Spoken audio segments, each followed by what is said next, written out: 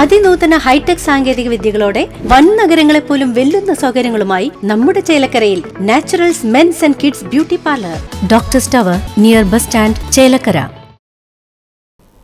Pazhayannur GHSS ഗ്രൗണ്ടിൽ student police കേഡറ്റിന്റെ സംയുക്ത പാസിംഗ് ഔട്ട് പരേഡ് നടന്നു. തൃശൂർ ജില്ലാ പഞ്ചായത്ത് പൊതുമരാമത്ത് standing committee chairperson Deepa S Nair മുഖ്യാതിഥിയായി പങ്കെടുത്തു.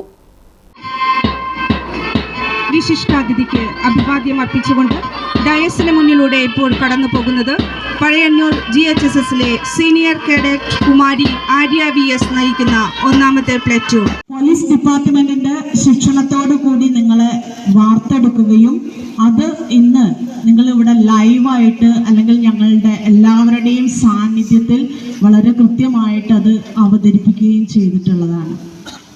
ഒരുപക്ഷെ അവതരണം എന്ന വാക്ക് ഈ ഒരു സന്ദർഭത്തിൽ തീരെ അവസരോചിതമല്ല. Pazhayannur circle inspector KA Muhammad Basheer, Pazhayannur block panchayat president KM Ashraf, Kondazhy grama panchayat president K Sasidharan master, Thiruvilwamala grama panchayat president K Padmaja, മറ്റു ജനപ്രതിനിധികൾ, വകുപ്പ് മേധാവികൾ തുടങ്ങിയവർ പങ്കെടുത്തു.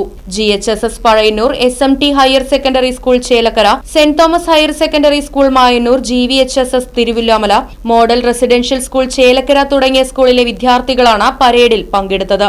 6 പ്ലാറ്റൂണായി 80 ആൺകുട്ടികളും 65 പെൺകുട്ടികളും ഉൾപ്പെടെ 145 കുട്ടികൾ പരേഡിൽ പങ്കെടുത്തു.